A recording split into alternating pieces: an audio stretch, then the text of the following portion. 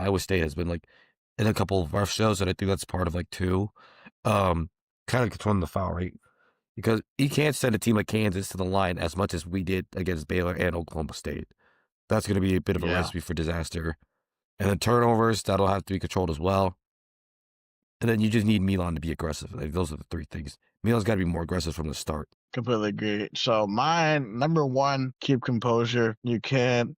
Obviously, we have a mix of old and young, so I'm pretty sure the upperclassmen has told the younger guys about what it's like playing at Allen Fieldhouse. So weathering the storm, because you already know that there's going to be runs where it just happens where Kansas just goes on a amazing run up, even though this Kansas team is not as good as the teams in the past. It's really just inevitable that they're gonna go on one of those crazy runs at like they always do and at the Fog. So weathering the storm. Number two, like you said, I think Milan is going to be has to be aggressive in this game.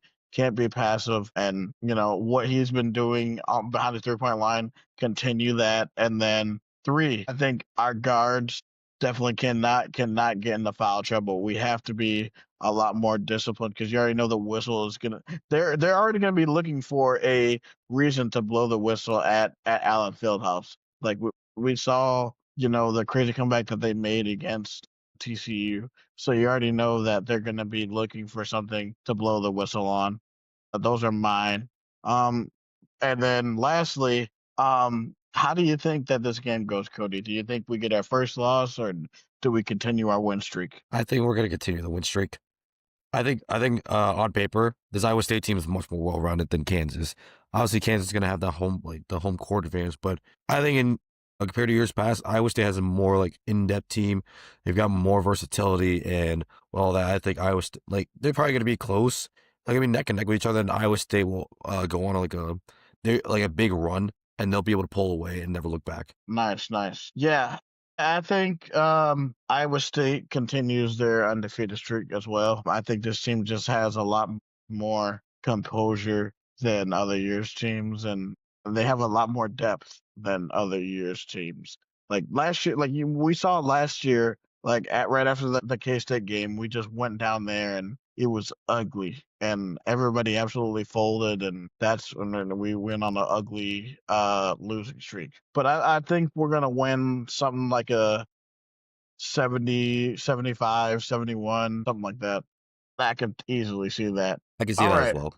Yeah, no, definitely. All right. So now we're gonna take a look at last week. We're gonna do a recap of last week's games. Obviously, we had two games last week. We went 2-0, and there were two different feels about the game, two different games. Obviously, we're gonna start with the first game last week as Iowa State went on the road and defeated Baylor 70-60. I want to hear your thoughts, Cody. What did you think about that win in Waco? Honestly, the performance there, that was ugly. That first half felt like first year TJ. Just nobody could make a shot. And it was just a grind out, gritty type of game.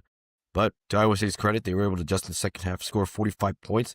Part of that is Taman Lipsey putting up 24, while when Milan Motilovic couldn't get a shot off, he wasn't able to score. He stepped up, and that's what you kind of like to see out of the big three, where like, even if one guy's off, you have another guy steps up. And then Joshua Jefferson continues to be a menace as the all-around guy because he had a double-double in this game.